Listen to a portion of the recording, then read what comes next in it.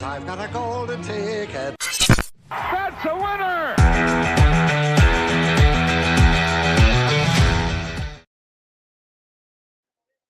And good evening, guys. We are live here at the Winning Ticket 21 at DraftKings at Casino Queen. Damian, a lot of action last week. NBA finals or NBA is wrapping up into the finals now. Conference finals are done. What a Celtics Heat series that was. Up 3-0, ties it 3-3. The incredible tip-in shot at the buzzer in Game 6. The incredible tip-in shot at Game 6. We thought we were going to see history with the Celtics wrapping it up in Game 7. Everybody thought that was a formality, right? I'm one of the formality believers that got stunned.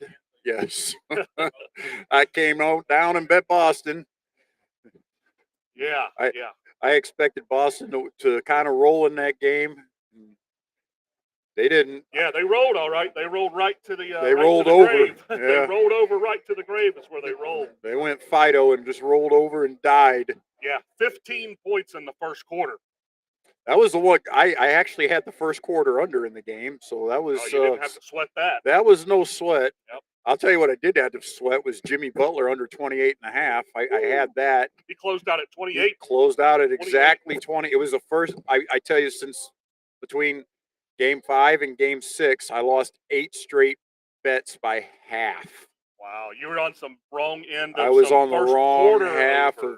I was on the wrong half of everything. I had Bam Adebayo over 29.5 points, rebounds, and assists. He had 29. I had him under 10, and I had him over 10.5 rebounds. He had 10. I had him over 3.5 assists. He had 3.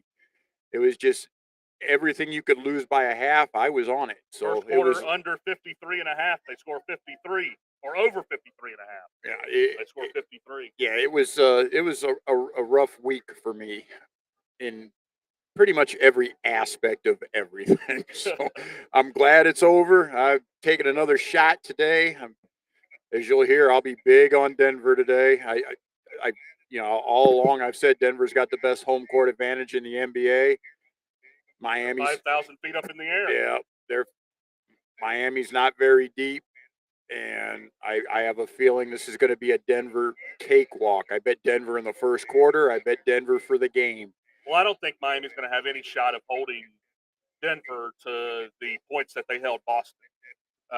Boston scored in Game 7, 15, 26, 25 in the third, and 18 in the fourth.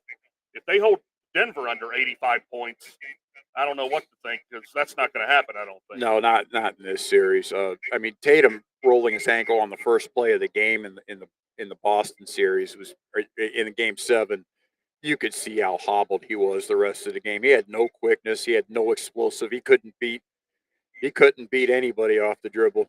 And yeah. I mean, it was if Dave was out there playing defense on him, Dave could have contained him in Game 7. That was that bad. He was that much of a shell of himself, and unfortunately, the Celtics really didn't. I mean, they don't really have any other go-to scorers other than Tatum, and they just weren't able to really make a run in that game. I mean, Derek White was the only guy who even had a half decent game in Game 7 for the Celtics.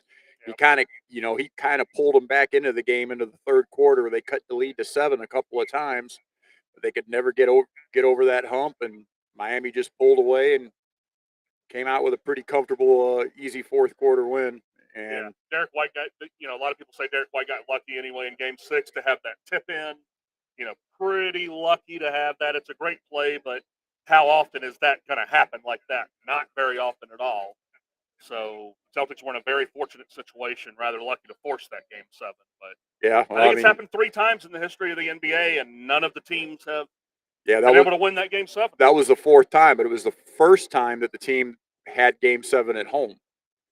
So, I mean, like I said, I expected, I really thought that shot took the heart out of Miami. And I came down here and bet Boston, and was quite disappointed with the effort. Boston minus 7.5, I think it closed at. Yeah, that's how big of a favorite they were. Yeah, I actually got it at 7 because I came early and bet it, and the line went up. Oh, so I wasn't the only fool who believed in Boston. I just one of the biggest ones. Yeah, I guess that makes sense what you were saying about Jason Tatum, though. If he's not there offensively for Boston, where's it going to come from? Yeah, Jaylen Brown, Derek White, Marcus Smart. No, like where's it going to come from? yeah. I mean, Tatum's so key to that team. I mean, if I'm not mistaken, he led the team in assists as well. But they just sloughed off of him when he got the ball because they realized he couldn't do anything offensively. He couldn't even pass to people and whoever he did pass to wasn't making a shot anyway.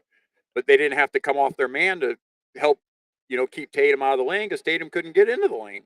Yeah, I don't know if you can show me too many Boston Celtics. Hey, what's up, Rome? What's up, y'all?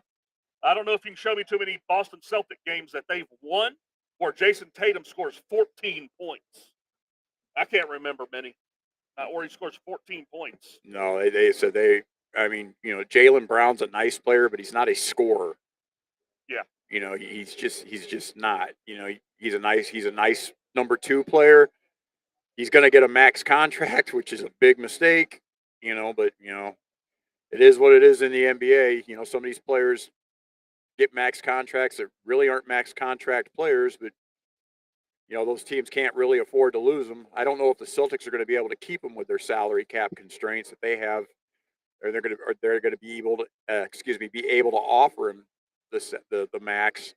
But I'm sure they're going to try to do whatever they can to keep him. But somebody will end up overpaying for him. He's a quality player. He's just not a Jason Tatum. Yeah, I remember when Ryan Anderson, the former Houston Rocket forward, got north of $20 million a year. That's when I said these TV contracts are crazy in the NBA right now. Ryan Anderson's getting north of $20 million a year. And and you're exactly right. He was a player. He never should have got $20 million a year ever. I mean, I'm not begrudging him because he got $20 million a year. I mean, good for him. Good for him. You get what you can get what you can get. But the fact that somebody gave him $20 million a year is a problem. I mean, you have to be smarter. I mean, that's why some of these teams are in the salary cap constraint hell that they're in. They, like you look at some of these NFL teams, that they have, like the Las Vegas Raiders have so much dead money on their cap going into this season. Yeah. And now Jimmy Garoppolo, he just had the surgery on his foot. And they don't even know if he's going to be able to play this year. They may actually have to cut him so they don't have to pay him because his contract's not guaranteed at this point. So if he can't pass the physical, he'll end up getting released because he's not going to be any good to you if he can't pass the physical. Yeah, exactly. So and the Raiders already have all sorts of other dead money tied up. With the Henry Ruggs situation, with the crash in Vegas killing the poor lady, and some other players that they've had to let go. That I mean, like I said, you have to spend your money wisely in these sports, especially when you have a cap. And I said that's part of the reason why I've said that Daniel Jones is the worst contract in the NFL this offseason, and Lamar Jackson's probably second. I'll tell you this: we will find out how good Lamar Jackson is as a passer this season. He has all the weapons to throw for 4,500 yards. He's got Beckham. He's got Zay Flowers, that they drafted the first round. Rashad Bateman was a first-round draft pick last year. He's got Mark Andrews at tight end. Yep. The backup tight end would be a top 5 tight end in in fantasy. Isaiah Likely. Oh yeah, that's right. He could be a top 5 fantasy tight end. He's a solid tight end. If on pretty much any other team in the NFL, he's very, very good. Sure. And I used to say that the Ravens will have all the offensive firepower in the world as far as throwing the football, assuming Beckham's healthy. But I said, even with the other 2 first-round draft picks and Andrews at his disposal, I mean, if Lamar Jackson is even a little bit better than I thought at throwing, than I think he is at throwing the football, I mean, I'm not saying he's horrible, but he's not, I don't think he's one of the top 10 or 12 quarterbacks as far as actually throwing the football. I kind of think he's more in the bottom 10 or 12. But if he's even middle of the pack as far as accuracy with the football and getting the ball to his receivers, the Ravens could be a Super Bowl contender with those offensive threats. I personally don't think he is. I don't think he's going to stay healthy, and I don't. But if I'm even wrong a little bit, the Ravens are going to be very good with all the weapons. They should be. I mean, even what Lamar lacks in his ability to be accurate at times, he's going to make it up with his feet a lot of times. He's going to get those first downs that they wouldn't have been able to find otherwise. And that's what makes him a little more valuable than rather just an average passer in the league is the fact that he can get those first downs and get those extra yards with his legs where nobody else in the league can get that like he can. Oh, that's absolutely true. But at the same time, last 2 seasons, all those hits have taken their toll on him. Absolutely. You know, and like I said, he's not that big a guy. This is his 6th NFL season. You know, I mean, there's a reason why, like, you know, NFL star running backs have a shelf life of 4.5, 5 years. Most of them don't. You know, very, very seldom do you see, you know, Derrick Henry, who's been really good for 6 years now. You know, I get he might have another year, maybe 2 in him. But if Yeah. you look at it, Sean Alexander, excellent running back. He dropped off the face of the earth after 5, 6 years. Deuce McAllister, all these great running backs, you know, around 2008, 2009, 2010, they had in the NFL. Very seldom do they last for more than 6, 7 years in the NFL.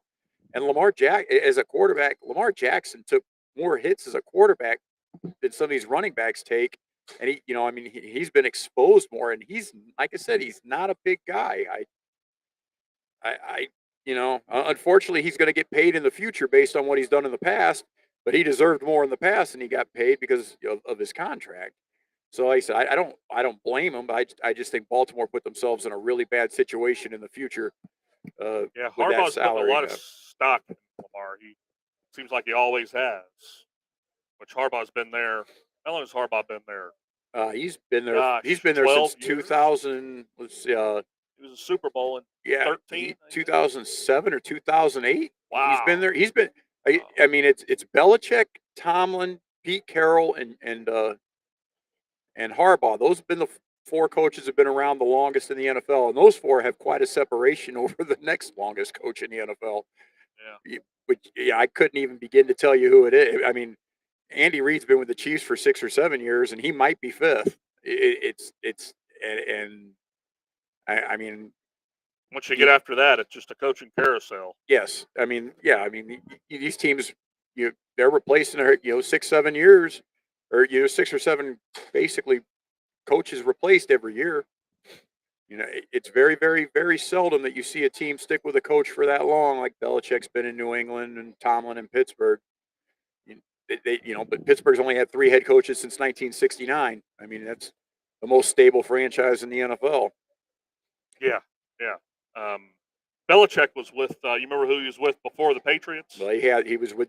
Actually, he had signed with the Jets, but before that, he was with Cleveland. They announced that they were going to Baltimore. Baltimore. They were actually in the middle of the play. Had it in a long, and they announced that they're going to Baltimore, leaks out, and then the team quits. Well, it kind of leaked out, but Playoffs. when Cleveland left, they left in the middle of the night, snuck themselves. I mean, they snuck into Baltimore. I mean, they literally left in the middle of the night. They tried to do it on the down low, and this was before all the social media, so it really didn't get out that was happening until it happened. I mean, people kind of knew, but it was a big shock when it happened. Yeah, I'm not some big Cleveland sports fan guy, but you've always got to admire those Browns fans, right? Oh, the dog pound's great. I mean, they show Hey, I'm up a diehard whether they win or Steeler fan. lose. Diehard Steeler fan. You got to love the dog pound. I mean, that's might be the best section of fans in the NFL. And like I said, I'm a diehard Steeler fan. I believe the Steelers have the best fans in the NFL. I mean, a lot of you want a great chance. A dog pound in Cleveland is got to be up there. I mean, and it's a lot of fun to watch them. You know, it's kind of like watching the Cameron crazies in Duke. You know, with all Duke's got a great home court advantage, and I'm not a Duke fan. Duke's got a great home court advantage, and has like such an intimate feeling, like the fans are right on top of the court. That it's a huge home court advantage. Oh, it's sold out every game. You know, I was a huge North Carolina fan during with North Carolina Duke and everything for years. I was until North Carolina got caught with a cheating scandal. I can't stand cheating, and Yeah, that academic that cheating academics cheating that scandal. was pretty brutal, man. Yeah, I was a big Tar Heel fan until then. You know, and I always would have loved to have gone to a Duke, North Carolina game at Duke. Yeah. Just, you know, growing up. I would have just thought that would have been like the greatest thing ever. I mean, I'm not really a Carolina fan anymore. I'm kind of lukewarm toward them. I could care less whether they, you know, it's not like I still care about whether the Steelers win or lose, but North Carolina's like blah, okay. You know, I don't really have any emotional tie to them anymore. Yeah. But Yeah, I mean, it just kind of, that academic cheating scandal was pretty bad. I mean, you're probably getting recruits based off of that. And, you know, come on, we'll get you in. You know, no, don't worry about this. We'll get you through some left-handed puppetry class or something. underwater basket weaving. Underwater basket weaving. We used to call it that. You know, something you can. Well, that's pretty much became what half of the college football and basketball players. There was a particular couple of classes that the college football and basketball players were all taking in order to help themselves get grades and at UNC during that time, and they got busted as they should have.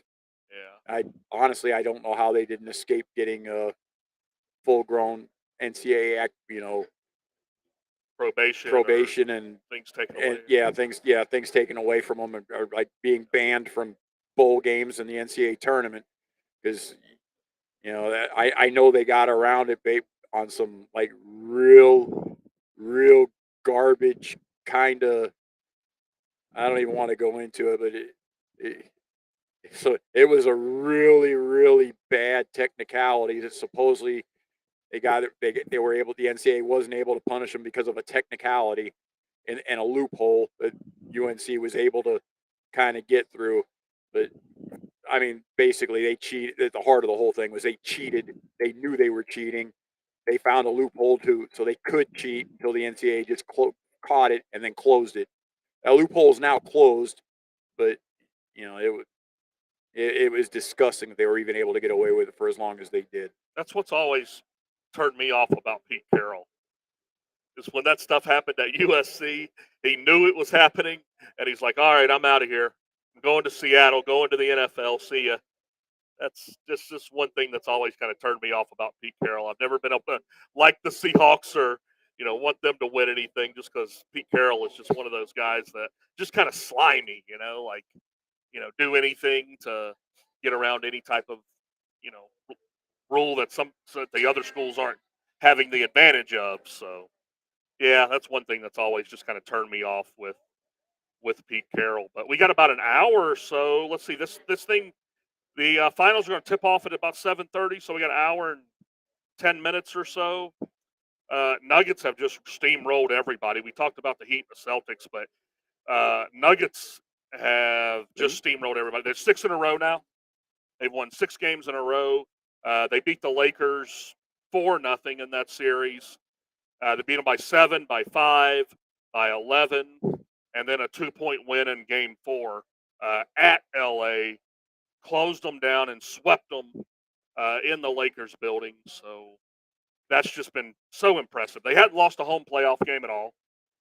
You know, Jokic is averaging, I would imagine, north of 25 points in the playoffs. I believe he's averaging a triple double, if I'm not mistaken, in the playoffs. Yeah. He's been that Game good. 7, he had 30, 14, and 13.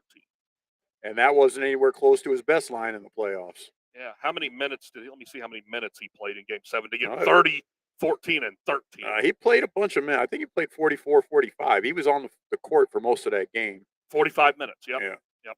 Dang, he played 45 minutes, yeah. You know, it's a little bit easier to play 45 minutes in Los Angeles than it is to play 45 minutes in Denver. Yeah.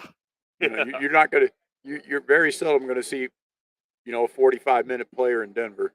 It's, like I said, that home court advantage is a huge asset to Denver. I don't see any way Denver loses this series. I think the only chance Miami's going to have in this series will be Game 2. I think that's the only chance because they've been acclimated to the altitude for a full week. Because they're not after today, they don't play until Sunday. Yeah. So they'll have had a full week to get acclimated to the altitude. Honestly, I mean, they just had a couple of, you know, I mean, they played a brutal, tough series. Denver's had a week to prepare. The only chance they have of even staying close early in this game might be a little bit of rust on the Nuggets' part since they haven't played in 10 days. Are they the only 8 seed to ever make the finals? Yes. Wow. Yeah, they were a play-in team. Incredible. Remember, they had to win.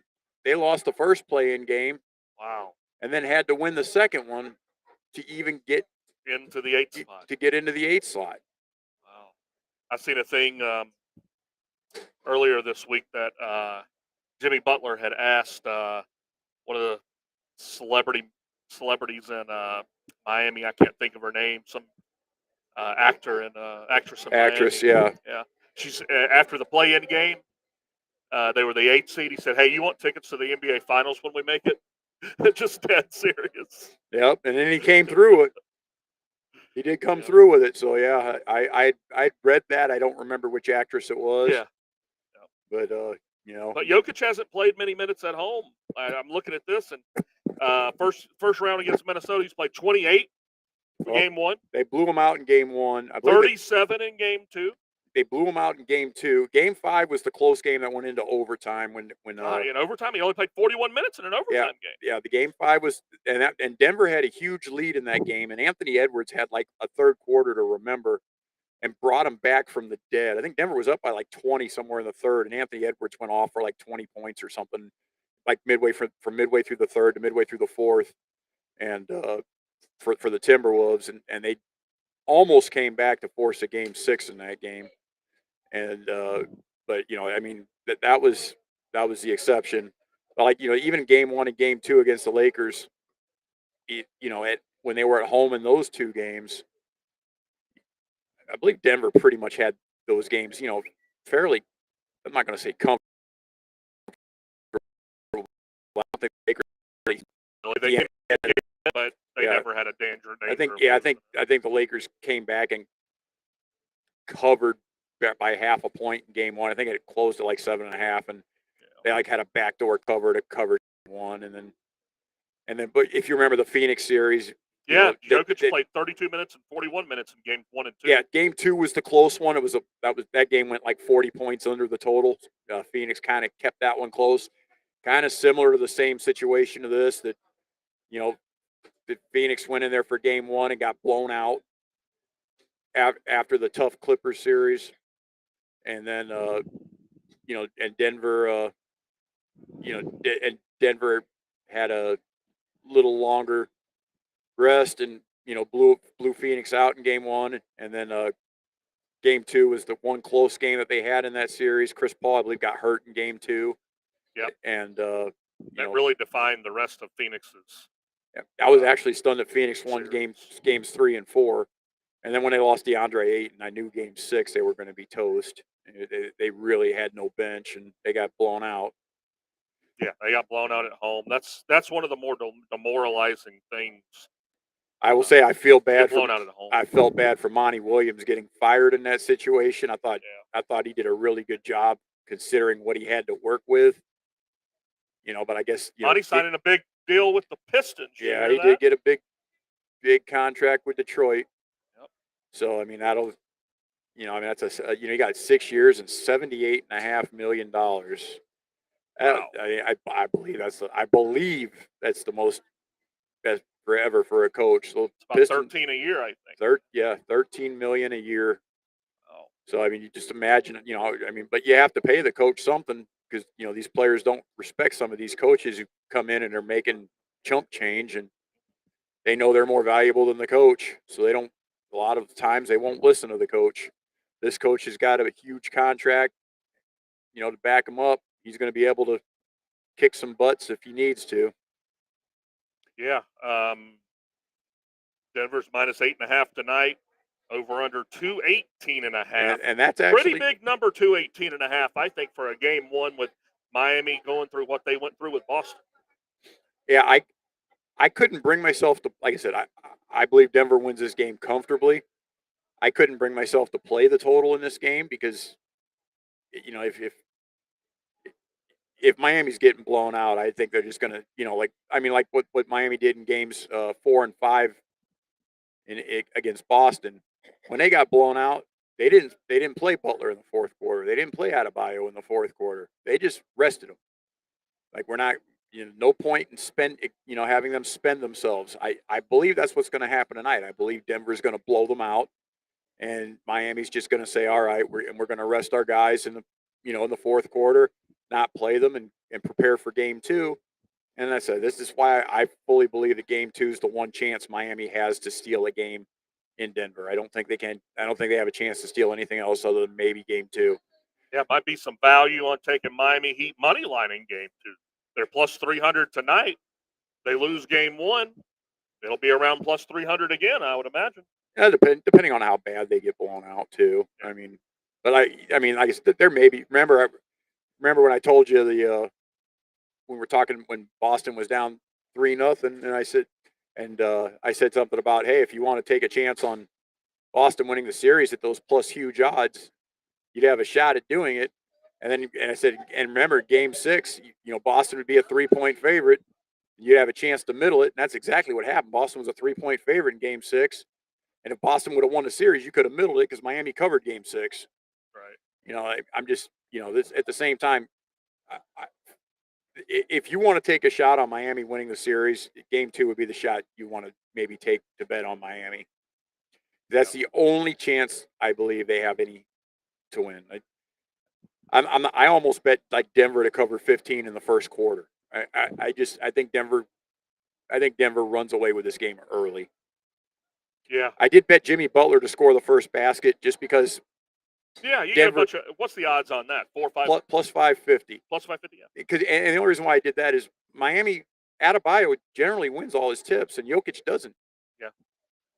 So I just thought Miami would have the first shot, and getting Jimmy Butler at plus 550 to score the first basket, I just thought was a wonder how much worthwhile animosity is gamble. left over from the regular season, though, when Morris kind of pushes Jokic on that little half-court heave at the buzzer, I think, and then Jokic walks up behind him and just decks him like that. Well, he does not. You won't see Morris playing opposite Jokic in this series. Right. So, yeah, Morris hasn't left the bench. There was some animosity, though. Jimmy Butler trash talking, at the end of that quarter, and going after those guys. So might be some well, like I said, up frustration from that. There's no better payback than whipping some ass, and I fully expect Denver to whip some ass tonight. Yeah, I don't. They mentioned like maybe if the series goes late, they might have like a little Tyler Hero sighting, but I don't know. I mean, I don't know if they would even. I don't even know if they would need him. They would need Tyler Hero to have a chance to win this series. Yeah, I just wonder, like. But he'd have to be an effective Tyler Hero. He can't just be out there trying to pull a Willis Reed and gimp around. That wouldn't work. He'd have to be the effective 3-point shooting Tyler Hero. To spread that defense out. But at the same time, Miami's gotten some really, really solid performances from Gabe Vincent and Caleb Martin. They've been these undrafted players for Miami have just been so impressive. They've spread the floor, make it hard to double Butler. And that's the other part of the reason why I really like Denver today is Denver's just got so many guys that can cover Butler. They can put Porter Jr. on them. They can put Caldwell Pope on them. They can put Aaron Gordon on them. Yeah, and all these guys, well, except for Pope, the other two guys are physically stronger and taller, longer, leaner. It's going to be very difficult for Butler to get off too many clean shots in this series. Those role players for Miami are really going to have to be on fire, and they have been in some of these games, but they're really going to have to.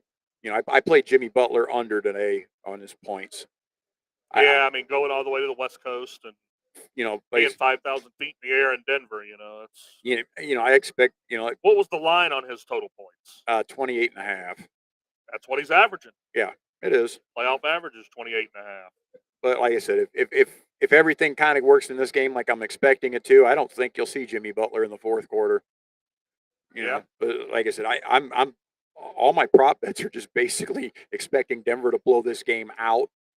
And if Miami hangs in this game, I'm not going to do very well. I'm just going to tell you that right now. If Miami hangs around in this game, Yeah. it's not going to be pretty for me. I just fully expect this to be a fairly easy, comfortable Denver win. Yep. Well, we got a little hour to tip, guys. So that was some good stuff, Damien. So we'll get into a little baseball, maybe a little college World Series tipping off. So it's got some good futures in that too. So we're going to take a quick break. We'll be back in 2 minutes, though, guys.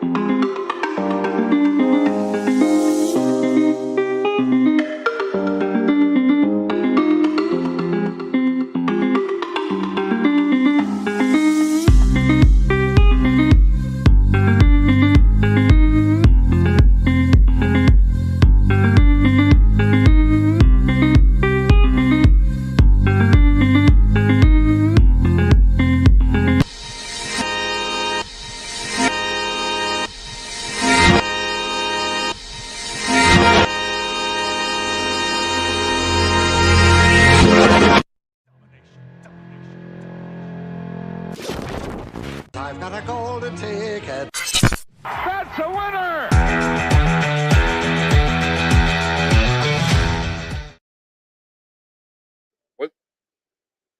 And we are back, guys. And me and Damien was talking during the break. The AL East is just loaded, Damien. Just loaded. You look at the whole division from the Rays, the Orioles, Yankees, Blue Jays, Red Sox. Every team right now is over 500. Red Sox in dead last, but a game over 500 at 28-27. So, with it being the beginning of June here, nobody's out of this thing. Nobody's out of it if you're 10 games back. I think the Phillies proved that last year with these extra wild cards in play. Nobody's out of it. No, the only thing I'm positive of is Tampa's making the playoffs. Yeah. Their that pitching team is is- incredible. Their That team is so good. Yeah, and you they've know. got such a unique home field advantage. Yes, Being do. in that dome. You ever been to that dome? No. Oh, I went last year for the first time. That place is it's the strangest place to ever watch a professional baseball game. Just strange. You show up and you're like, half the upper deck's covered because they don't open it up because they don't have enough fans. So there might be 2,000 people in here or something, it feels like. It's quiet. You can hear a pin drop almost. So if anybody's heckling the players, they've got to be able to hear it because it's so quiet. You can buy an upper deck ticket and sit anywhere. There's practically little to no ushers around to check tickets or anything. They're just happy if you show up. Evidently, I mean, I know they have no fans at their games generally. I mean, that's just been But such a. it's kind of an enjoyable experience though. Like from a non-Tampa Bay Rays fan coming to a game in Tampa, it's like, wow, I'm not going to get this anywhere else. An indoor thing that just looks quirky and like nobody's here hardly. You could go sit behind home plate. It's it's just a very unique environment in Tampa for sure. But they're loaded. Tampa's making the playoffs, no doubt about that. Baltimore's. I thought at the end of last year, I said there's no team that wants to start over the 2022 season more than the Baltimore Orioles. That team really caught fire in July, and Yeah, just they did, and they've surprised me. I really thought.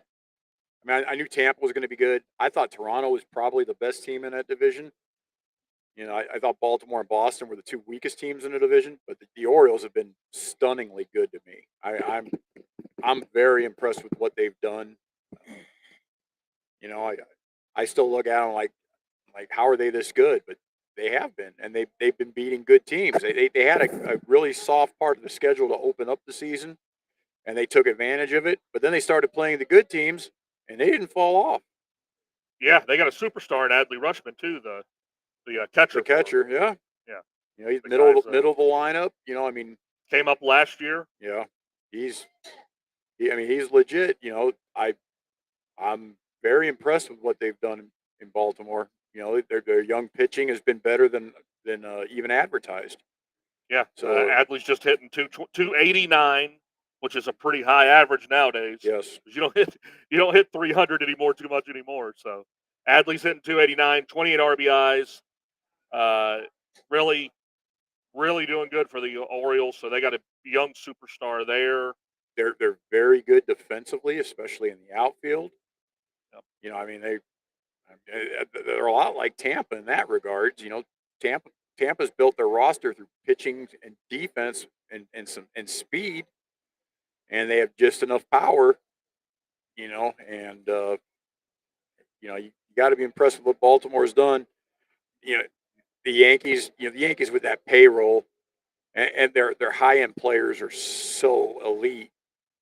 And I mean, you had to know the Yankees were going to come on at some point during the season. They got off to a slow start. They were in last place 2 weeks ago. Yeah. And they're now, I believe they're 10 games over 500 now. They've won. They're like 12-3 in their last 15 games, something like that. They're making their move right now, and it's that division's just so good. Yeah, every team's over 500. Yankees are kind of a weird team, though. You'd think they've got a very good lineup. They'd be able to score north of 4 runs almost every game, you'd think. They lose last night 1-0 to the Mariners in Seattle. Mariners score 1 in the bottom of the 10th. They go to extras, 0-0. Yeah, Yankees had first and third in the top of the 10th and didn't score Wow, first and third, top of the 10th, 1 out. with nobody out. Nobody and out. didn't Oh my score. gosh. And How does that happen? yeah, and Seattle took advantage of it, got the run home in the bottom of the inning to get the win. Yeah. You Yeah, know, they Yankees are looking right now. They're off today. This weekend they go to LA, come back and play the White Sox, and then come back and play the Red Sox at home.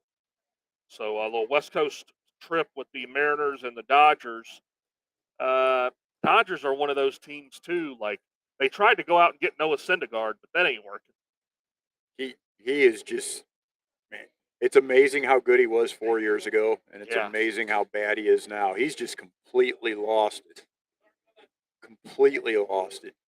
Yeah. And I mean, this is kind of like where those teams with high payrolls and a lot of money to spend, they spent some money on Syndergaard hoping he could recover his magic. Yep. He hasn't. I'm going to guess that he may have 1 or 2 starts left in him because the baseball arbitration rules and everything. Sometime in June is when the 2+ players no longer qualify for arbitration. So you're going to start seeing some of the elite prospects coming up here, and I would say Father's Day, roughly. You'll start seeing some of the elite prospects in baseball start coming up to some of these big teams.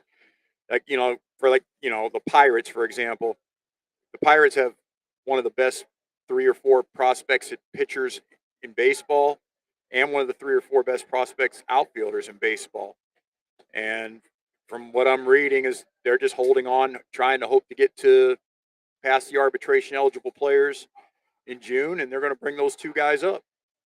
And one's Quinn Priester, the pitcher, and I can't remember the outfielder that they have. But, they also have two of the top 5 catching prospects in baseball down there in the minors. And, the catcher they have majors is hitting 170. So, and this is part of the thing that I hate, for example, about being a Pittsburgh fan or a Pirates fan at all, is they're so concerned about the money 3 years down the line that they're willing to lose games right now to not bring those guys up so they don't have to pay them for that third year. So they're not arbitration eligible that third season. So they can keep their pay, those players $50,000. They have only 2 years and 100 days in the majors on that third, after their third season. So, that is one thing I wish that we weigh with as far as the small markets and some of these teams basically cheating the system. I mean, I know like Chris Bryant lost his arbitration battle and he had to stay that next year with the Cubs because the Cubs kept him down for the first 6 days of the season when he was a rookie. Wow. And that the only reason why they did that was so they could delay his free agency a year. Well, that's what's happening with a lot of these top prospects in baseball is they keep them down for, until to hold down their arbitration eligibility for that third season because it holds down their price by sometimes millions of dollars. Yeah. And speaking of the Pirates and small markets, hey, the Pirates are half game back right now. Yeah. That's crazy it is. They're sitting at 28-27. And they had the worst record in the National League in the month of May. They had the worst record in the month of May in the National League. Remember, they had the best record in the National League in the month of April. Well, they turn around with the worst record in the month of May. I don't think there's. I don't know how the winner of the NL Central is going to crack 86 games. Oh, I've said that all along. I said even when the Cardinals were sucking really badly, I said they still have a chance because the division's really bad. Yep. And I think the Cardinals are like 5 games out. They could still win this division and win 83 games. Right. The Cardinals are not good. And I'm telling you, the other thing, the Cardinals really haven't played the best of the American League yet. For example, the Pirates have. The only team the Pirates haven't played in the American League that's more than a game over 500 is the Yankees. They've already played the Red Sox. They've already played Toronto. They've already played Tampa. They've already played Houston. They've already played Texas. They already played Baltimore. They've played all the best teams in the American League. I think the Cardinals have played 2 of those teams. So I mean I'm just saying it's the fact it's difficult being a Pittsburgh fan and watching them be so concerned about salaries 2 years down the road and potentially throwing away games that they could win right now or that they need to win to have a chance to win this division because of money. Yeah, and that's this division is more wide open than it's been in a very long time. Oh yeah. You could almost throw a dart at the board at this point, and I wouldn't be surprised if anybody won it. I mean, the Reds are the hottest team in the division right now. I think they've snuck it up like 2 games back. I mean, they've been winning a lot of games here recently, and I thought all along the Reds were the least talented team in the division. But they've played very well recently, and they've snuck back to within a couple of games of 500.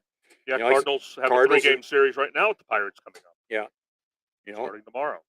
Yeah, like this is another example with me talking about the Pirates. The Pirates don't play a team with a winning record in the month of June, other than Milwaukee. Wow.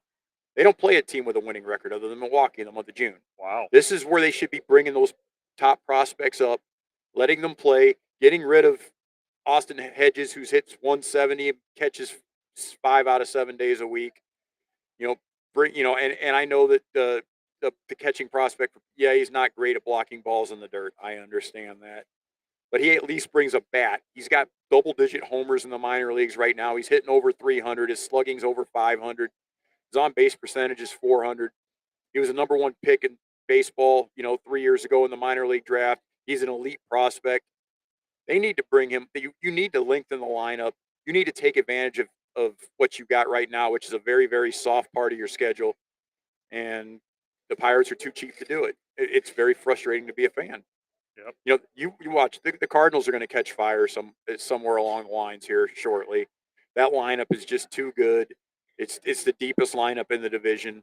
Yeah, they still have no pitching, like I've been preaching all season long, but they're going to catch fire with that lineup, and they're going to score 6, 7 runs a game for quite a stretch coming up, especially as the weather gets warmer and the ball's going to start to carry more. And I kind of think you may see the Cardinals still win this division at like 85-77. Yeah, Cardinals have the Pirates coming up. So at Pittsburgh, at Texas, which the Rangers have, I believe, 35 wins right now. Yeah, they have the second best record, I believe the second best record in baseball right now. Yeah, so they go at behind Tampa. Pittsburgh, at Texas, come back home to play a pretty hot Cincinnati team, the Giants, then they go to the Mets, and then they get a break. They go to Washington to play the Nationals. But, yeah, they got 2 with the Cubs. Then they play Houston, and then they go to New York to play the Yankees at the end of the month. Yeah, see, this is where you notice that Texas, Houston, and the Yankees for the Cardinals here during this stretch. It's just this is while the Pirates are playing, the dregs of the they're getting the Oakland A's, they're getting they're getting some of the weaker teams, obviously the Reds and the Cubs. Pirates are playing those teams while the Cardinals are playing the Yankees, the Astros, the Rangers. But the Cardinals will they'll bring back their players, or if somebody's having a good start down in AAA, they'll bring up one of those elite prospects. They're not going to not bring them up to hold the salary down. Right. Yeah. They're a well-run organization. They're not a laughingstock. Yeah, well, I mean, I don't know. It's just like, what's important to cities, to places.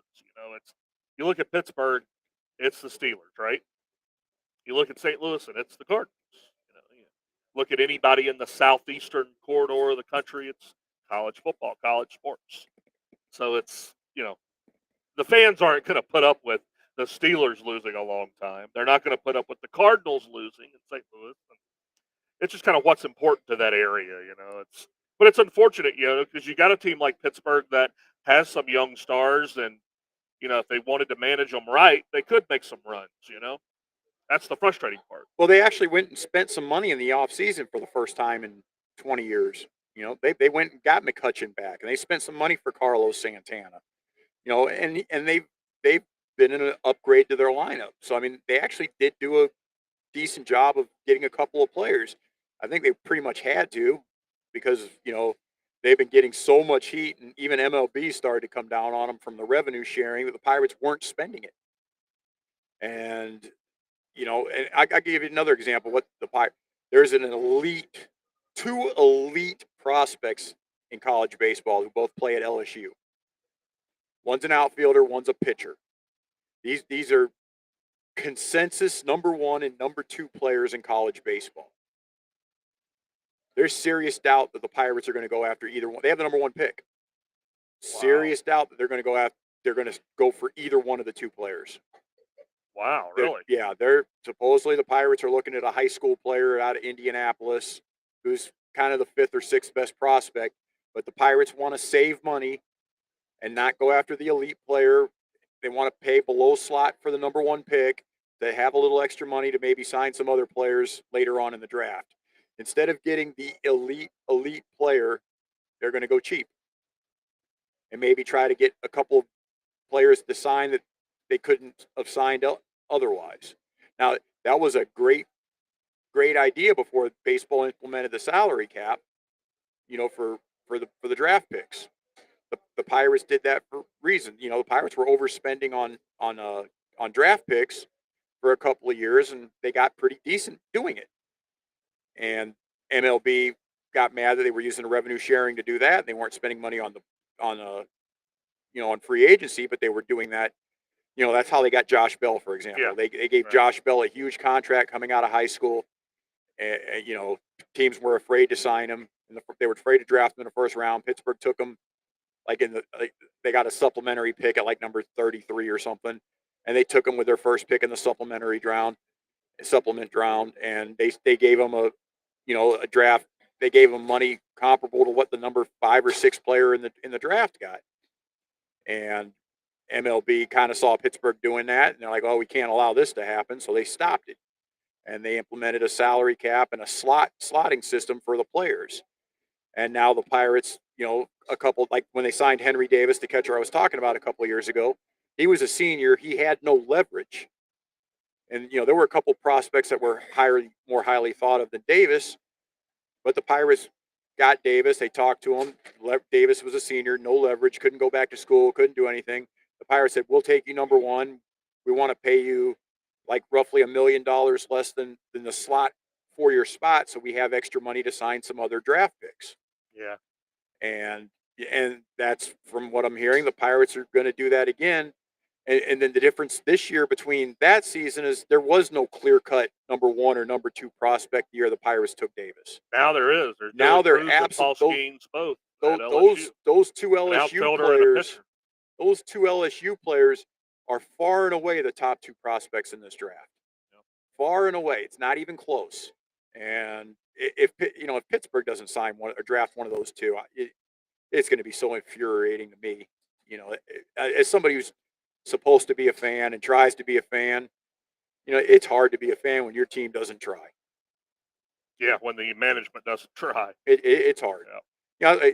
That's why the Rams fans around here. The last 10 years they were the laughing stock of the NFL. But when you're spending fourth round draft picks on former Nebraska quarterbacks and thinking they're going to play cornerback, Yeah. or you're drafting Mike Quick, a guy who couldn't catch the ball in college, and you spent a second round pick on him in in the NFL draft. He couldn't catch the ball in college. Yeah. And you spent a second round number 35 pick overall in the NFL draft, and you expected him to all of a sudden be able to catch a football. They drafted, you had Marshall Faulk in your backfield. You waste a first round pick on Trung Candidate. Yeah. Trung Candidate, hadn't heard that name in a long time. Yeah. Former Arizona Wildcat. Yeah. You can't draft that badly for that long and not see your team suffer. And that's exactly what they Rams drafted did. Ty Hill from my Clemson Tigers, who was nothing but a track star, couldn't guard anybody. Nope. No, he couldn't cover a cold. He was. He couldn't cover his mouth if he was sneezing. Yeah. That was,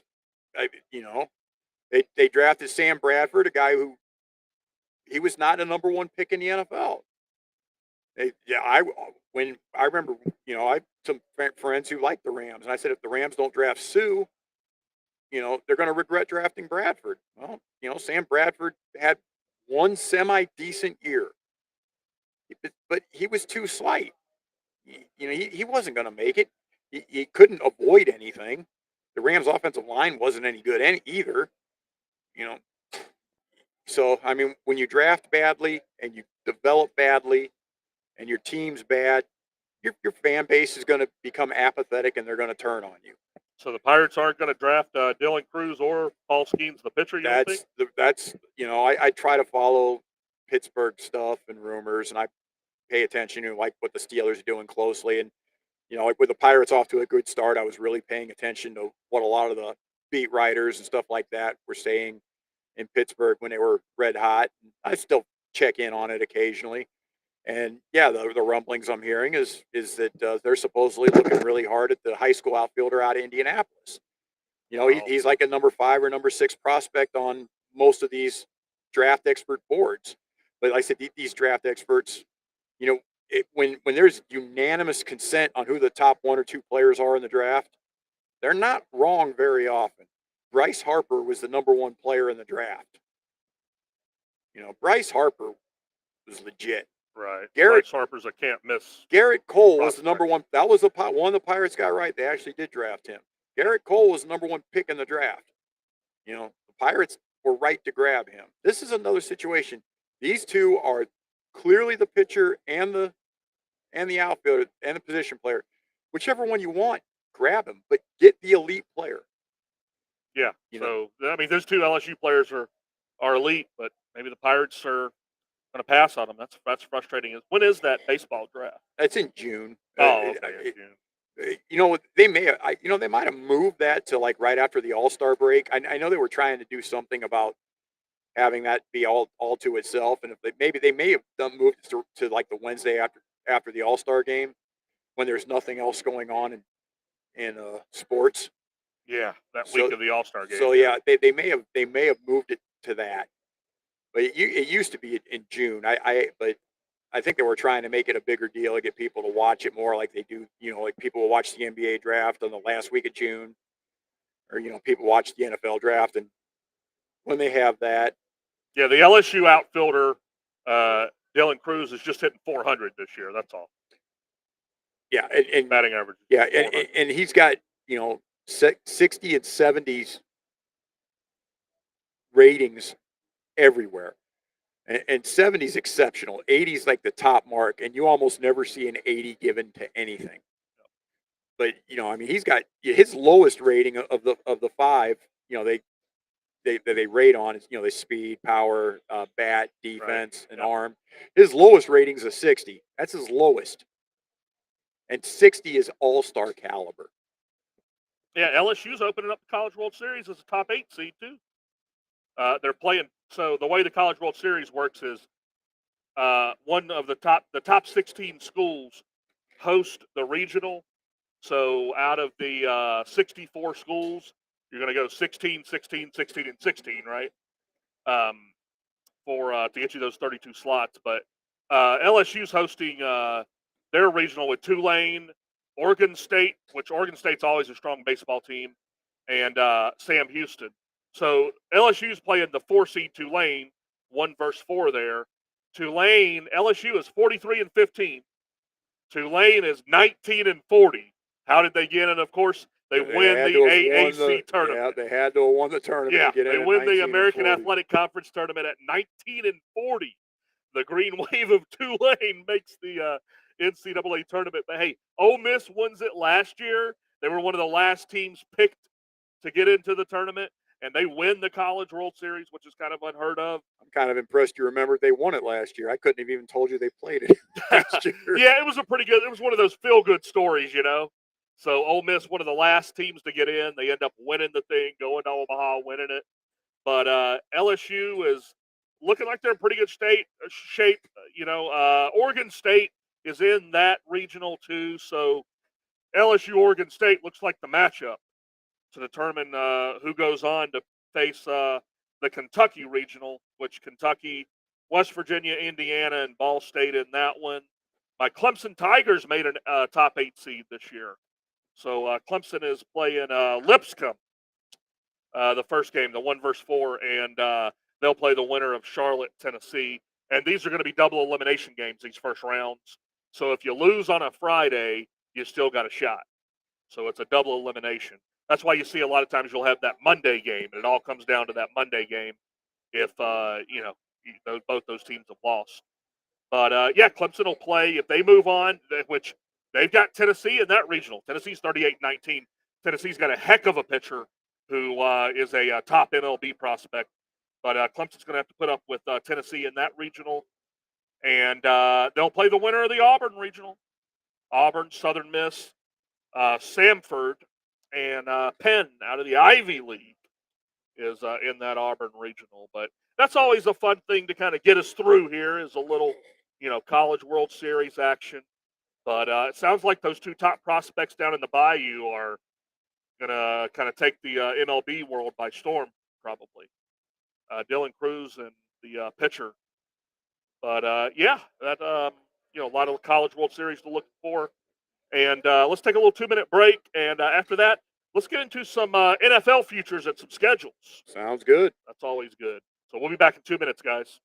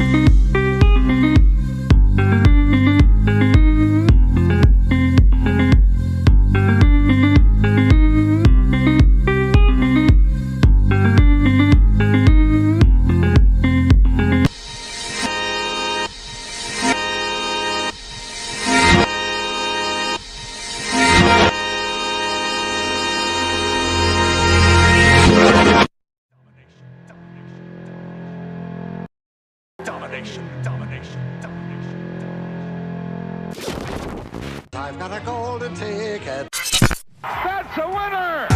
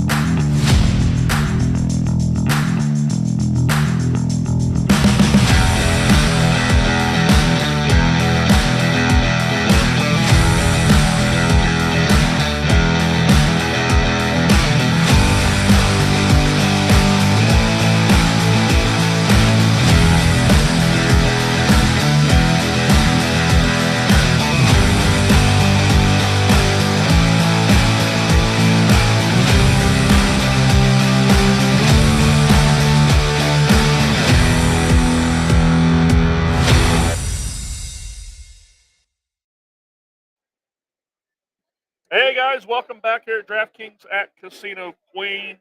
It's pretty packed here in the sports book tonight. Damien went to get some totals on us for some NFL season, I couldn't find NFL schedules.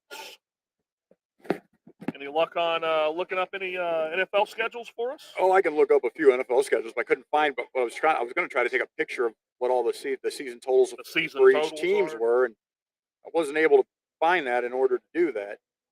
But you know, I told Clemson John, I said pick a team schedule, and I'll kind of analyze it and look at it. And being he's become a kind of a Jacksonville South, Clemson South. Jacksonville fan, I thought we'd Clemson kind of look South. at the Jacksonville Jaguars schedule for him. Yep. The Jaguars are the favorite to win their division. They're a pretty significant favorite to win their division. Jacksonville's got 2 games out of the country this year, and they're back-to-back weeks. They stuck them with 2 international games. Well, the Jacksonville's kind of like the de facto. They play every year they play one of their home games every year on the road to help the NFL out or whatever. Wow. They haven't been selling out their stadium, so they were doing it for monetary reasons. Yeah. So remember, Jacksonville opens up the season in Indianapolis. If you remember, I told you to take the Colts in the 3.5, 4 points, whatever you could get already, and the Colts would win that football game. I've been kind of saying that all along. Well, it doesn't get any easier for Jacksonville. They come home and they play the defending Super Bowl champion Chiefs. Yeah. That's. I would have wanted to see. I thought in that Kansas City game, I thought they should have gave the ball more to ETN. They gave it to the other running back that returns kicks. What's his name? Hasty. The other running back. I can't think of his name, but Yeah. they didn't get. I didn't think ETN got enough carries that game in Kansas City, especially down near the goal line when that other running back fumbled. I was like, oh, that's a heartbreaker because that was going to bring them back within 1 score with about, I think, 6-7 minutes left or something. Yeah. And that would have made the game interesting. But, yeah, that was kind of heartbreaking for sure. Then Jacksonville has a home game with Houston. And then they start their international trips. They have a game with Atlanta, which will be 8:30 in the morning. Yeah, the old 8:30 in the morning game. London, Our I take it? time, the Probably London. And then they have a game with Buffalo. and I believe one of those is in Germany and the other one's in London. They might both be in England, but I believe one's in Germany and one's in England. Have you seen what their season total is yet? Jacksonville, I believe, was 9.5. Yep, 9.5. So Remember, we get that extra game. There's 17 games now. So they play in Atlanta, and then they're playing Buffalo, overseas, and then they have a home game with Indianapolis, a revenge game. And remember, those first 6 games, they're not going to have. They already lost their one stud offensive tackle. Well, they're not going to have the other one in the first 6 games for the PED suspension. So yeah, that's a big loss. Now they're going to have Calvin Ridley. They're going to get Calvin back, and Calvin Ridley. I will try to end up with him on as many fantasy teams as I play this year. He's going to be legit. He's the number 1 wide receiver that Jacksonville doesn't have. Christian Kirk did a nice job last year. Marvin Jones did a nice job last year. Zay Jones made some plays. Yeah. Calvin Ridley is going to be the guy. And he's got top 5, top 6 fantasy wideout potential. You're going to want him. It's going to be that team's going to throw the football a lot, and that's what their MO is. ATN's very effective out of the backfield. Yes, he's going to run the. Obviously he's their running back, but I don't think they want to give ATN 30 carries a game. Yeah. They want to keep him around 15 to 17 carries a game, and they want to throw the football. Yep. So then Jacksonville, after those opening 6 games, they finally have an actual road game, and they go to the Saints on a Thursday night game. It's a short turnaround from playing a division game and 2 overseas games. That's brutal. Go to New Orleans. So then they have the mini break, and they get to play the Steelers in Pittsburgh. You guys know I'm a diehard Steelers fan. Pittsburgh just does not play well at home to Jacksonville. I don't know what it is. Every time Jacksonville goes to Pittsburgh, they seem to beat them. Doesn't matter if they're good or they're bad. They seem to go into Pittsburgh and they own Pittsburgh. Who's Pittsburgh's quarterback this year? Kenny Pickett. Oh, yeah. So the University of Pittsburgh Panther native, Kenny Pickett. Yep. He never had to leave town or leave the stadium to go to the NFL. He just had to switch locker rooms. Yeah. So Jacksonville then goes. Panthers play in Heinz Field. So then Jacksonville has a stretch here after their bye week. They're going to catch San Francisco at home. That's going to be remember I was telling you San Francisco has one of the most brutal schedules in the NFL. Yeah, the Niners under was a great value because of the schedule. Because of the schedule. I've not played. I told you I won't play the Niners under because I believe they're the most talented team in the NFL. I won't play their over, but I might bet them to win the Super Bowl. But I'm just saying this is just an example of just a brutal thing. Jacksonville's got the bye week to prepare for Frisco, who's going to fly cross country and play a noon game in Jacksonville. Yeah. And San Francisco is not off of a bye. Then Jacksonville's going to play the Titans. Aren't very good. And they're going to go to Houston, another team not very good. Then they're going to have a Cincinnati game, prime time Monday night. Cincy and Jacksonville? Cincy, I'm assuming that's in Cincy? It's in Jacksonville. It's in Jacksonville. That's going to be a good one. They might actually what week is that? That's week 13. Wow. They might actually open up the top part of the Jacksonville Stadium for that one. Wow. You might get a sellout there in Jacksonville for that one. Yeah. And then, depending on how the Jags are doing, then Jacksonville's got a cold weather game in Cleveland in December. That's probably not going to go well for them. Yeah. Before they play Baltimore at home. Wow. So at Cleveland, that's going to be what about that matchup? It's going to be Trevor against Deshaun. Yeah, your two Clemson quarterbacks. The two Clemson sweethearts. Yeah. Wow. One led into the other. Wow. Both incredibly good college quarterbacks at Clemson. Yeah. And then, then they have a very manageable stretch at the end where they're at Tampa, home to Carolina, and at Tennessee. So, I mean, their schedule down the stretch isn't too difficult.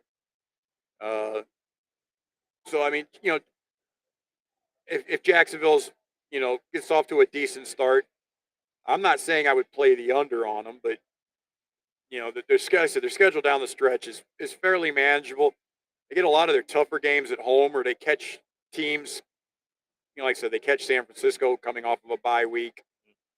They're going to get, Atlanta and Buffalo go both. They get Kansas City at home. Jacksonville still does have a very good home field advantage because you go down to Jacksonville in the heat, you're not used to it, especially later in the season. It's a difficult thing to get accustomed to. They have a pretty good home field advantage in that regards. Yeah, the stadium's half empty, so that doesn't help them. But if they're in good shape and they have decent fan support, their schedule in the back half is fairly soft.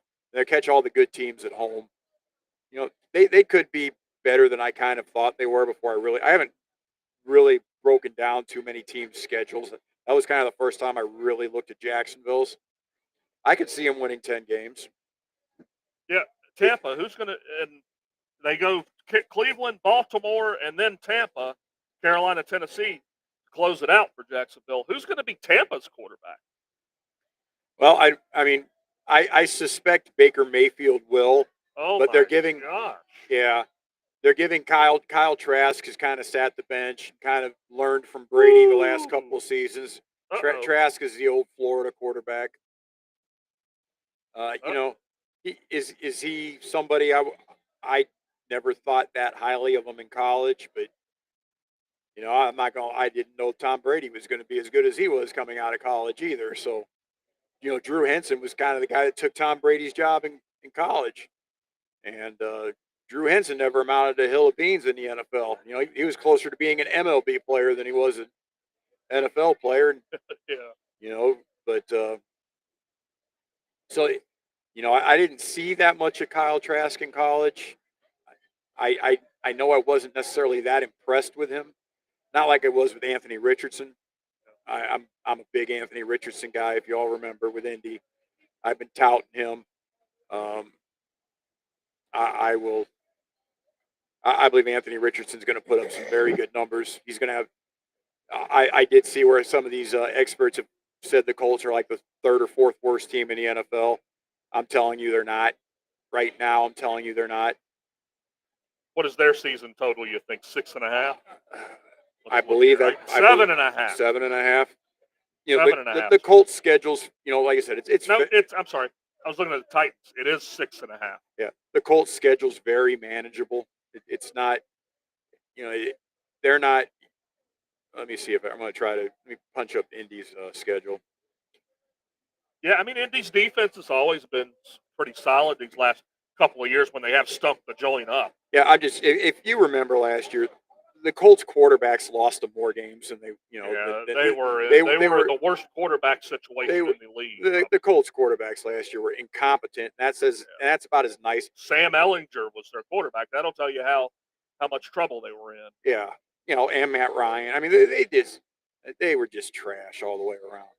So Indianapolis, they open with Jacksonville, then they go to Houston, another winnable game. Yep. It's a winnable game.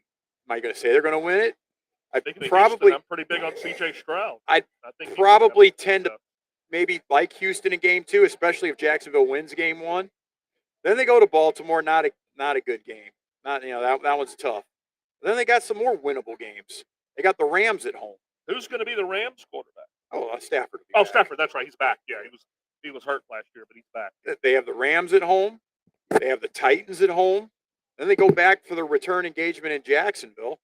Well, then they have Cleveland and New Orleans at home. Yep. They go to Carolina. And they have the Patriots and Tampa at home. Have I mentioned a good team yet other than Baltimore? I have not mentioned anybody considers to be a good team other than the Ravens. Yeah, you've got a stretch of New Orleans, Carolina, New England, Tampa, Tennessee. That's a 5-game stretch. Yeah. And then they go to Cincy. Then they have Pittsburgh at home. They go to Atlanta. And then they close with the Raiders and the Texans. I'm going to tell you, Indianapolis is probably going to win this division. Yeah, you want some real value. I'm going to guess Indy's probably plus 300 to win the division. At 6.5, might be plus 300. I'd be willing to take a serious shot on the Colts to win the division. And I'm almost sure I'm going to bet the Colts to go over their season total. I said, I will wait and see. I want to see how good Anthony Richardson looks, at least through a couple of preseason games. You know, I'm a huge believer in him, but I still want to see how good he looks after a couple of preseason games. See how the first team offense looks with him. You know, he's still going to have, you know, Jonathan Taylor, still one of the best running backs in the NFL, top 2 or 3 running back in the NFL when he's healthy. He was really good last year when he was healthy. You know, their offensive line's still pretty solid. You know, I mean, they're not going to lose games like they did last year. They're just not. They're going to win some of those games that they managed to lose last year. That team's going to win 7, 8, 9 games easily. Their schedule is just too soft. Yeah, that's a pretty big prediction, Damian. Yeah, like I said, Colts to win the division. Yeah, I believe they're probably a plus. I'm actually, when we go on break here, the next one, I'm going to go look and see what it is to win the division, and I'll probably come back and tell you I'm going to put some money on it. So that's you know, over 6.5 wins, got a little juice on it, minus 125. 125. Yeah, that's nothing bad. You know, I'm just, as you can see, the NFC South, it's the worst division in football, and they play the worst teams in football. There's not a, I mean, you're going to look at, you know, I'm going to look at all these teams and see who they play, and I'm not going to be that impressed. You know, I'm going to Tennessee now. They open in New Orleans. Then they have the Chargers. See, this is a little bit tougher, but they finished second last year, so they're playing some, you know, they're going to play teams that, you know, that Indy's not playing. You know, like Indy's getting the Raiders, Tennessee's getting the Chargers. Indy's getting the Rams, Tennessee's getting Seattle. You know, as their non comp, you know, Indy's getting New England, Tennessee's getting Miami. You know, so those are 3 hugely different games with hugely different caliber of opponents in the same division. So Tennessee's got by far the tougher of that. So, you know, Tennessee opens with New Orleans, home to the Chargers, go to Cleveland, home to Cincinnati. I'm going to have trouble finding a Tennessee win in any of those 4 games. And they're going to Indy. You know. Then they have a Sunday night game, a Sunday, early morning Sunday game overseas against Baltimore. Then they have a bye week. They get a home game with Atlanta. And then here's a 3-game road trip. Pittsburgh on a Thursday night at Pittsburgh. The Steelers don't lose primetime games. They don't lose those Thursday night, Monday night games. Yeah, typically they performed well in them. Yeah. Sure. At Pittsburgh, at Tampa, at Jacksonville. Then home to Carolina and Indy. Then they go to Miami, down in the heat of Miami, week 14. Then they get home to Houston and Seattle, and they go to Houston. Do you see what their season win total is? I'm guessing they're probably about the same as Indianapolis. Just one more game, 7.5. Tennessee's not winning 8 games. Ryan Tannehill back at quarterback, I guess, huh? Yeah. He'll be at quarterback until they open the year 2-7, and then they're going to decide they'll see what they have in the kid from Kentucky, who I hate. Will Levis. Will Levis. Everybody remember. I still hear people talk about how much I hate Will Levis on occasion. Yeah, I'm not a big fan of his. Yeah, so I just saying that's a Tennessee schedule. So like I said, not too good. Here's Houston's. We're just going to round out that whole division. Houston at Baltimore. Rough week 1 to start. And they're home to the Colts. Kind of think they'll probably be all right in that game. Then they go to Jacksonville. Be home to Pittsburgh. They'll go to Atlanta. And they're home to the Saints. You know, it's not very tough. I don't think Houston's going to be very good, but their schedule's not that bad. They have a bye week, and then they go to Carolina. So you'll get the 1 versus 2 quarterback there at Carolina week 8. Then they'll be home to Tampa. They'll go to Cincy, and then they have 3 straight home games. Arizona, who might be the worst team in the NFL, Jacksonville, and Denver. By the way, I'm looking for Denver to bounce back this season. I mean, I believe them getting Peyton from New Orleans. Tremendous upgrade. They've signed a couple of offensive linemen. Yeah. Their wide receivers are very, very good.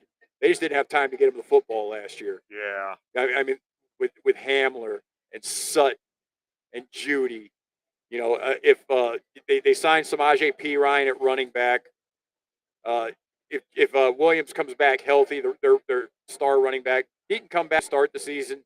Denver could be a legitimate threat in the AFC West. I think Russell Wilson's going to have a bounce back season. I think people are going to write him off after the absolute disappointment of a season he had last year, and he was bad. I'm not hiding for him or covering for him. They couldn't protect him. He got beat the daylights out of, and then he just got bad. But if you look at Denver, they played the Chiefs 2 very tough games down the stretch last year. Covered, I think. They did cover both games against the Chiefs last year. Yep. They put up a very good fight. Denver's defense is surprisingly good. They're, I'm looking at Denver to have a real bounce back season with Russell Wilson and Sean Payton. The only thing worries me about Russell is getting some age on him, Damian. Getting some age on him for sure. Oh, absolutely. But when did he enter the league? 2000. Oh man. 7? No, he's not that. He's not that old. I believe he was 2011. I think he's 12 years in. I think he's 34, 35, 33. I think he is. Oh, you're right. 2012. Okay. Yeah. For some reason, I remember him playing at NC State like 2005. I thought, but I was way off about that. Yeah. He played for NC State, and then he went to Wisconsin and played the 1 year at Wisconsin, and then Seattle drafted him in the 3rd round, and he's. I believe you're going to see a little more of the old Russell Wilson this year. And the other thing about it, Denver's got the best defense in that division. Hands down, they have the best defense in that division. So if Sean Payton can make the adjustments on offense and with the upgrades they've made on the offensive line, if Russell Wilson gets back to his old self, Denver might be a nice long shot division win bet. I'm just, and that's me putting a lot of confidence and faith in Russell Wilson bouncing back to the Russell Wilson of, 2 seasons ago. But, Denver, there might be some value there in the Broncos potentially to win not only their division, but possibly the AFC. I've said that I believe the Bengals are the best team in the NFL right now. At least that would be my team as of now. Before anything breaks, I believe the Bengals are the best team right now in the NFL. They got Brown from Kansas City, and the Bengals offensive line was their weakness last year, and they were down 3 starters in that AFC Championship game. They almost won anyway without. And Cincinnati did lose Samaje Perine. They lost the excellent safety, who I believe went to Atlanta. Mm-hmm. They lost him, in free agency. But that Bengal team is really, really good. And Burrow's still on that rookie contract. They still have a lot of money that they're able to have. Hopefully the Joe Mixon situation, for Mixon's sake, is he doesn't end up in any more serious trouble than he is. For those of you who don't know, he was charged with a crime. The charges were dropped. Well, then the charges were reinstated. So, I don't know how much trouble. I don't believe it's that serious a crime he was facing. Guessing it'd be like a probation or a fine if he was found guilty. But, what does the NFL do to come down on him? Does the NFL give him a 3 or 4 game suspension? You don't know. It's not like the Kamara situation where I'd be stunned if Kamara doesn't get at least 6 games and maybe 8 with the incident in the Las Vegas hotel room where he and his crew just got caught just beating the daylights out of a poor guy on the elevator. But we'll see what happens with that. But did you look up see what is Denver to win their division? Did you look at Plus 550. that? If you want a long shot to win a division, Yep. that might be your long shot. Yeah, 5.5 to 1. There's nothing wrong with That- those odds with a veteran like a Russell Wilson that should bounce back. The home field advantage they have. Maybe something goofy happens with the Chiefs. I don't even think necessarily something goofy. It's 5.5 to 1. That's Yeah. why it's such good value. I don't even think something goofy has to happen to the Chiefs necessarily. Like I said, Denver's got the best defense in that division. I'd probably say they have the best wide receiving group in that division. I'd rather have them than Allen, than Keenan Allen and Russell Herbert. And Damien's man. yeah, I'd rather have them than Keenan Allen and Mike Williams and the kid they drafted in the first round. I'd rather have Judy and Sutton and Hamler. I think they're better. I think they're better, more explosive wide receivers. Yeah, absolutely. And Denver might have found something with the tight end they got. So I'm just kind of here as we're looking. I'm gonna look at Denver's schedule. Denver opens up home to the Raiders, then they're home to the Redskins. They got a tough game going to Miami week 3. I wouldn't like their chances there. Then they go to Chicago, winnable game. Home game to the Jets. Then they have a Thursday night primetime game going to Kansas City. That'll be fun. You'll get a lot of questions answered there. Well, Thursday night Kansas City-Denver game, nothing wrong with that. Then they're home to Green Bay. Then they have the return matchup with the Chiefs. I'll be interested to see who the Chiefs play in that stretch in the middle between the. Wow. So the Denver, listen to this stretch. Starting October the 8th, this October stretch is the Jets with Aaron Rodgers, the Chiefs, the Packers, and the Chiefs. And then they have their bye week. 4-game stretch for good football watching. Yeah. Then they have their bye week and they go to Buffalo. Wow. On a Monday night game. Wow. So Denver's going to have 2 weeks to prepare for that game going into Buffalo. Wow. That's a big advantage. I mean, that's a game where, you'd look and think, oh, Buffalo's going to win that game. No, unless Buffalo has a bye week that week. I said, I haven't looked. Yeah, that's a big advantage. You're giving a excellent head coach 2 weeks to prepare plus an extra day for a primetime road game. Sean Payton's an excellent coach. Then after that, they have Minnesota and Cleveland at home. Then they have a 3-game road trip. They go to Houston, the Chargers, and Detroit. Then they have home games with the Patriots and Chargers before they close in Vegas. That's that stretch in October for Denver's brutal, but the rest of the schedule don't set up that terribly.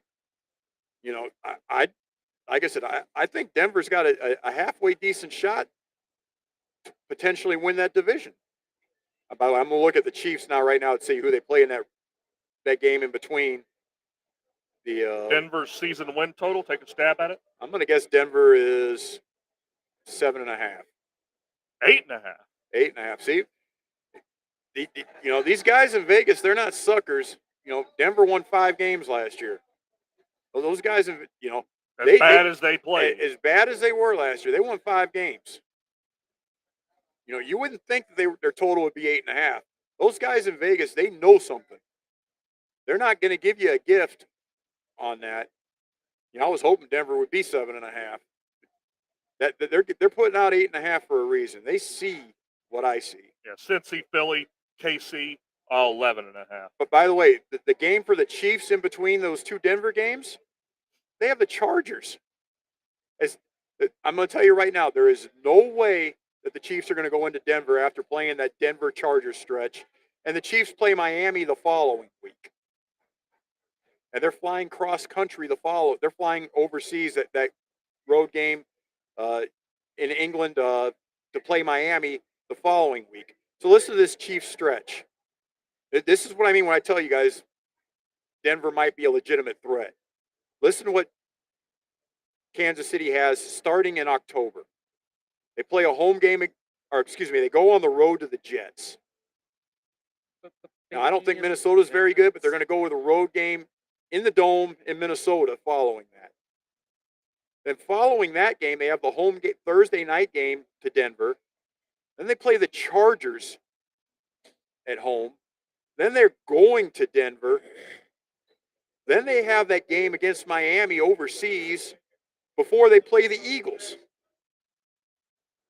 That is about as brutal a 6-game stretch as you'll ever hear in an NFL schedule. Yeah. That is a brutal, brutal stretch. Yep. The Chiefs are going to earn these 11 or 12 wins if it gets there. Yeah. And you know, and I haven't even mentioned them playing Cincinnati or Buffalo yet. You know, I'm just saying, you want a potential team, you know, Kansas City may struggle to win 10 games this year. That they will be incredibly fortunate to go through that 6 games 3-3. They'll be incredibly fortunate. You know, they got the road trip to Denver. They're coming off 2 road games. They played 3 division games in a row at home, or the 2 division home games before they play Denver. Then they're flying cross country to go play Miami. They're flying out of the country to go to England to play Miami, and then they're coming back to play the Eagles. That's a Monday night game, folks, for you guys to be excited about. By the way, Chiefs, Week 11, Eagles Chiefs in Kansas City. So there's your Super Bowl rematch in KC. Super Bowl rematch on a Monday night. Wow. So you know, there's a lot to look forward to there as far as that goes. They're you know, the Chiefs have as great a stretch of games as you'll see in the NFL this year. Hey, I'm not gonna, if I had to just watch one NFL team this year, it might be the Chiefs just for that stretch alone. You know, and like I said, I told you I didn't even mention them playing Buffalo or Cincinnati. Now both those games are home games, which does help Kansas City's case this year. You know, as far as potentially repeating to win the division. But I mean, the Chiefs' schedule is just brutal. I hadn't even realized how brutal it was until I just looked at it. They'll have 2 maybe gimmies against the Raiders, but I guess everybody's going to have gimmies with the bottom of their divisions. Speaking of the Raiders, who's going to be their quarterback if Garoppolo can't go? That's a good question. I don't even remember who they I know they signed somebody else. Do they still have Stidham? I don't remember God, Stidham. I hope not for their stake. You know, let me look that up. That's a good question. You know, I haven't. If it can't be Garoppolo, I don't think there is anybody other than God Stidham. I said I haven't. They have Brian Hoyer. And Aiden O'Connell are the other 2 quarterbacks. Aiden O'Connell is a rookie. I believe he's from Purdue. Yeah, he's from Purdue. You know, he was a nice quarterback at Purdue last year. He had this stud wide receiver to throw to. So, you know, I mean, he did not play in the bowl game, which, you know, he wasn't even a highly thought of draft pick. And the fact that he didn't play in the bowl game, those are the type of things that just really churn me. You know, if you're a potential first round pick in the NFL or maybe second round pick, and you don't want to play in your bowl game, I'm all for it. You know, protect yourself, make sure you make that money. He was nothing, and he didn't play in the bowl game. You know, so I already question his heart, and I question his desire, and you know, it'd be very difficult for him to be a team leader on a team when, you know, his teammates are going to know, hey, this guy didn't even want to play in his bowl game. If you remember, Purdue got routed like 65-0 in that game. I don't remember which SEC team they played, but they were completely embarrassed off the field, you know, because he didn't want to play. You know, so like I said, maybe they could look to free agency. Carson Wentz and Teddy Bridgewater. Yeah, I guess that'd be better than anything else they got. That's the truth. Or perhaps Trey Lance in San Francisco. Yeah, Tom Brady already quashed, because that was already kind of a rumor going around. Tom Brady already quashed that rumor. Yeah. So. What do we got tonight on the slips, Damian? I already lost my first one. I bet over in the Angels Astros first inning. They didn't score. Over 1.5. Yeah. So, what was the juice on that? Plus 200. Yeah, I took a shot on it. I didn't particularly think much of either pitcher, and there was a strange baseball game today between the Rockies and Diamondbacks. Both pitchers had an ERA of like 5 and 7. Over/unders 9.5. They have 1 run through 5 innings. Strange, you know. That's why baseball can be a hard sport to bet, Damian. You know, you got two pitchers, so ERAs of 5 and 7. You think this game's going to score 11, 12 runs. They score 1 through 5 innings. Yep. So it can be a hard sport to figure out for sure. But So- what else we got on the NBA tickets? Oh, I played some. Like I said, I told y'all I have a lot of prop bets, and they're all basically based on the fact that I think Denver's going to win this game going away.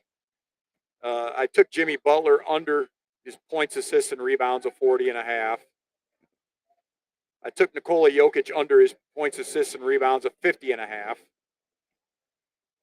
I laid the 3.5 in the first quarter with Denver because I told you I think Denver's going to win this game easily. Yeah.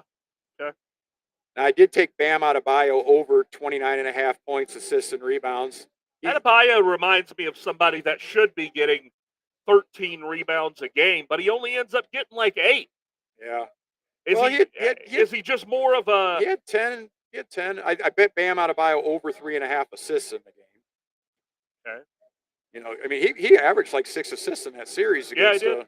Boston. Against Boston. I laid the 8.5 with Denver. And then I played it under Nikola Jokic's assists of 2.5 in the first quarter. So, and then I also played Jimmy Butler to score the first basket because Nikola Jokic never wins the tip. Bam Adebayo almost always wins the tip. And I just think for a small bet for Jimmy Butler to score the first basket, I just thought might be worth it. So that was my, he was plus 550 on the bet. I threw $25 on it, hoping he could maybe score the first basket of the game. Yeah. I expect him to probably get the first shot of the game. So we'll be rooting for that one, especially. Yeah, it's going to be an exciting series. Very exciting series. They're getting ready to tip off. Yeah, they're getting ready to tip off right now. Just a moment. But 2 games in Denver to start us off with. Then they'll go, I believe it's 2, and then 1-1-1, right? I don't remember if they went back to that or if they still do 2-3-2. I know game 2 is Sunday night. And then game 3 is Monday. So, I'm sorry, game 3 is on Tuesday. Yeah, game 3. And then game 4 was Thursday. It might be 2-2-2-1 now. So I'm going to pull it up right here and see. Well, Denver actually won the tip. 2-1-1-1. It is 2-2-1-1-1. So, yeah. So let's see if Jimmy Butler can bring home the first basket here. Well, Denver won the tip, so that's not good for me. Let's see. I already know they won the Let's see. The phone's ahead of Jamal Murray made a driving layup for the first basket of the game for Denver. So we can throw that one out. Yep. Well, it makes me feel better that Jimmy Butler didn't even get the first basket shot for Miami. Gabe Vincent took the first shot. Yeah. So, like I said, if they in any of these games, if Miami holds them to 84 points, that's going to shock the world like they did Boston in Game 7. So I don't think that's going to happen. I'll be surprised if Denver doesn't score at least 100 in every single game of this series. Yep. Well, that sounds good, guys. That's about all the time for us. So, DraftKings at Casino Queens, get busy. Great food in here. Great pizza. Got some restaurants down here at the other end. But, it's been fun. We'll see you guys tomorrow at 590 The Fan, Kirkwood. So we'll do that show there. And then we'll see you guys next week. So for Damian, I'm Clemson John, and we are out of here. Have a good night.